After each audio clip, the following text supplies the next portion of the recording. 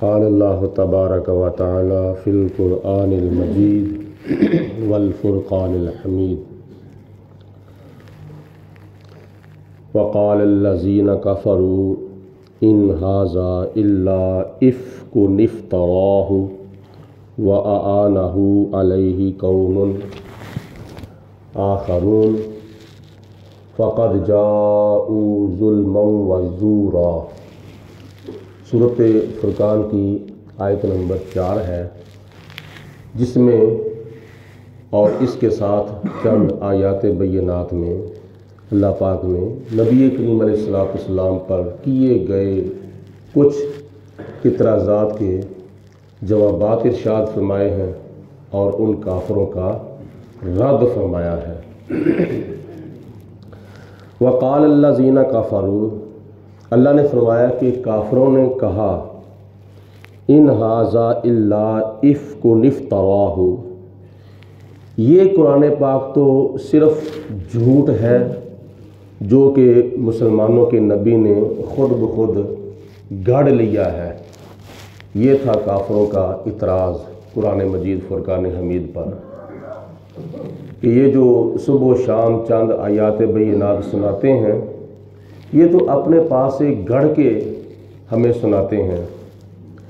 تو دوسرے نمبر پر انہوں نے کہا وَأَعَانَهُ عَلَيْهِ قَوْمٌ آخَرُونَ، اور یہ قرآن پاک جو مسلمانوں کے نبی کہتے ہیں کہ اللہ کی طرف سے مجھ پر نازل ہوا ہے، اس کے اندر تو دوسرے لوگوں نے بھی تعاون کیا ہے، یعنی یہود و نصارہ نے، اہل کتاب نے بھی مسلمانوں کے نبی کے ساتھ تعاون کیا ہے۔ انہوں نے یہ بتایا ہے کہ ایسے ایسے بنا لو، انہوں نے کچھ معاونت کی ہے۔ فَقَدْ جَاءُوا ظُلْمًا وَزُورًا، تو بے شک کافر جو تھے وہ ظلم اور جھوٹ کے اوپر اتر آئے، جھوٹ اور ظلم کرنے پر اتر آئے نبی پاک علیہ السلام کے مقابلے میں۔ یہ تھے کافروں کے اعتراضات کہ وہ قرآن پاک کو جھوٹا کلام کہتے تھے، من گھڑت کلام کہتے تھے، اور یہود و نصارہ اہل کتاب کا اس کے اندر تعاون سمجھتے تھے، جبکہ ایسا نہیں ہے۔ یہ قرآن پاک اللہ تعالیٰ کی سچی کتاب ہے اور اس کے اندر جھوٹ اور شکوک و شبہات کا تصور بھی نہیں کیا جا سکتا، اور یہ اللہ کا سچا کلام ہے اور آخری کلام ہے، اور آخری نبی حضرت محمد مصطفیٰ صلی اللہ علیہ وسلم کے اوپر نازل ہوا ہے۔ تو اس کے علاوہ انہوں نے ظلم کرنا شروع کر دیا اور جھوٹ پر جھوٹ بولنا شروع کر دیا۔ اس کے علاوہ انہوں نے کہا وَقَالُوا أَسَاطِيرُ الْأَوَّلِينَ، یہ تو گزرے ہوئے لوگوں کی کہانیاں ہیں اور قصے ہیں۔ اکتتبھا فَهِيَ تُتْلَى عَلَيْهِ بُكْرَةً وَأَصِيلًا، جو کہ مسلمانوں کے نبی نے کسی سے لکھوا لیے ہیں یہ قصے اور کہانیاں، اور اس کے اوپر جو کہ صبح و شام یہ پڑھے جاتے ہیں، اور اسی قرآن کو یہ صبح پڑھتے ہیں، اسی قرآن کو یہ شام کو پڑھتے ہیں۔ انہوں نے کہا کہ یہ مسلمانوں کے نبی نے کسی سے گزرے ہوئے لوگوں کی قصے کہانیاں جو ہیں وہ لکھوا لیے ہیں سن سنا کر۔ کل، اللہ تعالیٰ نے ارشاد فرمایا کہ اے میرے محبوب آپ تم ان کو ارشاد فرما دو، یہ قرآن پاک نہ جھوٹ ہے اور نہ گزرے ہوئے لوگوں کی قصے کہانیاں ہیں، اور نہ ہی اس کے اندر یہود و نصارہ نے کوئی معاونت کی ہے، بلکہ انزلہ الذی، یہ اس ذات نے قرآن نازل کیا ہے، اس پروردگار عالم نے یہ قرآن پاک نازل کیا ہے، یعلم السر فی السماوات والارض، جو کہ تمام آسمانوں کی پوشیدہ باتوں کو بھی جانتا ہے اور زمین کی پوشیدہ باتوں کو بھی جانتا ہے۔ جو کچھ زمین و آسمان میں ہے وہ سارے کا سارا وہ پروردگار جانتا ہے، اس نے یہ قرآن پاک نازل کیا ہے، یہ کسی کا من گھڑت کلام نہیں ہے، نہ ہی اس کے اندر جھوٹ ہے، نہ جھوٹ کا گمان کیا جا سکتا ہے، اور نہ ہی جھوٹ کا اس کے اندر تصور کیا جا سکتا ہے، شک بھی نہیں کیا جا سکتا، کیونکہ اس کو وہ ذات نازل کرنے والی ہے جو زمینوں کی چیزوں کو بھی جانتی ہے، آسمانوں کی چیزوں کو بھی جانتی ہے۔ انہ کان غفور الرحیم، بے شک وہ اللہ پاک بخشنے والا بھی ہے اور رحم بھی فرمانے والا ہے۔ تو تم ایسے کاموں سے باز آ جاؤ اور ایسی باتوں سے باز آ کر توبہ کرو، اللہ تعالیٰ معاف بھی فرمانے والا ہے اور رحم بھی کرنے والا ہے۔ وقالوا ما لهذا الرسول، انہوں نے پھر کہا کہ اس رسول کو کیا ہو گیا ہے، یہ مسلمانوں کے نبی کو، مسلمانوں کے رسول کو کیا ہو گیا ہے، یاکل الطعام، حالانکہ یہ کھاتا پیتا بھی ہے، ویمشی فی الاسواق، اور یہ بازاروں میں کے اندر بھی چلتا پھرتا ہے، یہ بھی ان کا اعتراض ہے۔ یہ کھاتا پیتا بھی ہے، نبی پاک علیہ السلام کے کھانے پینے پر بھی انہوں نے اعتراض کیا، اور آپ تجارت کے لیے بازار کے اندر جاتے تھے تو انہوں نے نبی پاک علیہ السلام کے بازار جانے کے اندر بھی اعتراض کیا کہ اس رسول کو کیا ہو گیا ہے، حالانکہ یہ کھاتا پیتا بھی ہے اور بازاروں میں بھی جاتا ہے۔ لولا انزل الیہ ملک، اور اس کے اوپر کوئی فرشتہ کیوں نازل نہیں ہو چکا، اس کے اوپر تو کوئی فرشتہ نازل ہونا چاہیے تھا۔ فَيَكُونُ مَعَهُ نَذِيرًا، جو اس کے ساتھ رہ کر لوگوں کو ڈراتا، لوگوں کو اللہ کا عذاب سناتا۔ حالانکہ یہ ہونا چاہیے تھا کہ اس کے ساتھ کوئی فرشتہ آتا اور وہ لوگوں کو اللہ تعالیٰ کے عذاب سے ڈراتا رہتا۔ یہ بھی ان کا اعتراض تھا، کبھی حضور کے کھانے پینے پر اعتراض، کبھی نبی پاک علیہ السلام کے بازار جانے پر اعتراض، اور کبھی کہتے تھے کہ یہ اس کے ساتھ کوئی فرشتہ ہونا چاہیے تھا۔ یہ سارے ان کے اعتراض تھے۔ او یلقا الیہ کنز، اور کبھی یہ کہتے تھے کہ اس کے پاس تو کوئی خزانہ ہونا چاہیے تھا، کوئی پیسے ہوتے، کوئی دولتیں ہوتی، کوئی درہم و دینار ہوتے، کوئی اس کے پاس خزانے ہوتے۔ بچوں کو چپ کراؤ، کیا کر رہے ہیں بچے ادھر۔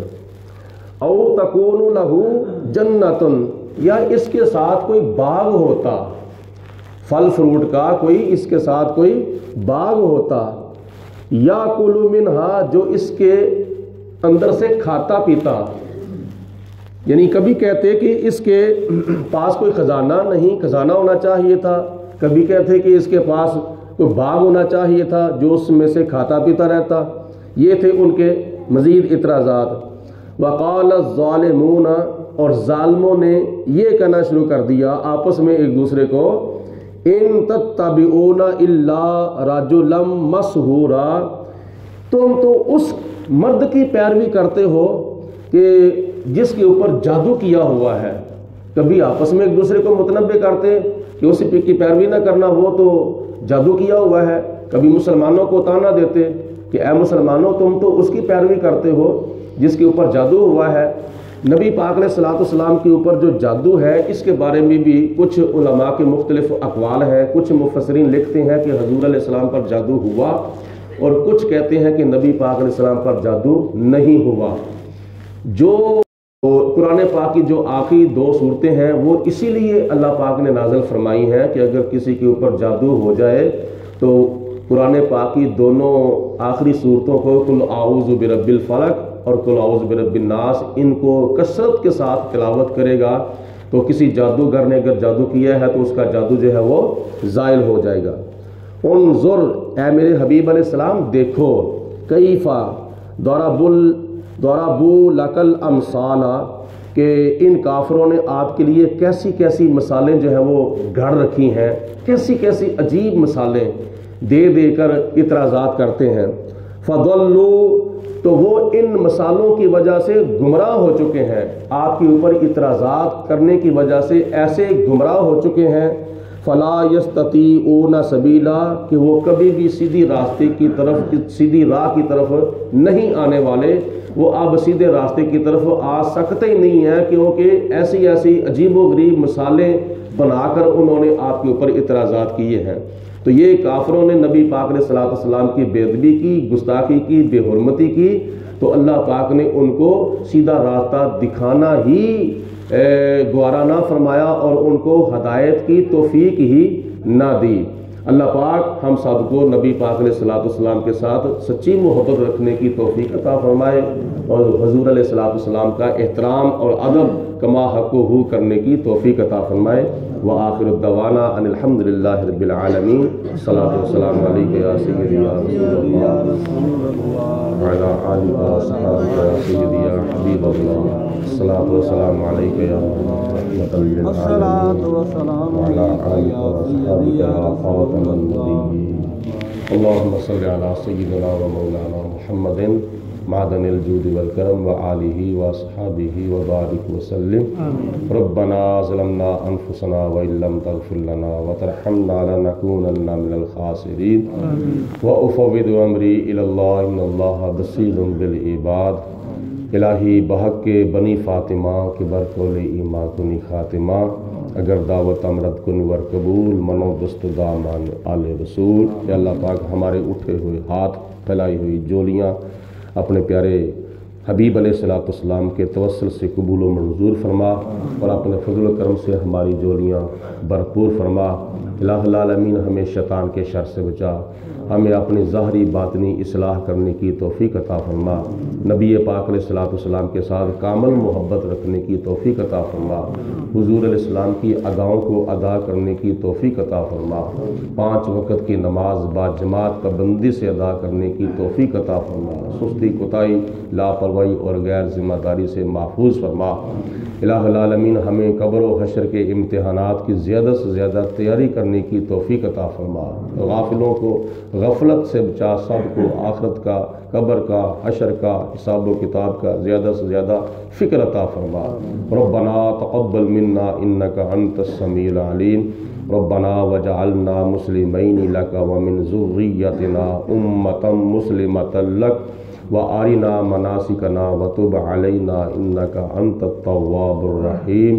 وصلی اللہ علی حبیبہ محمد وآلہ وصحبہ۔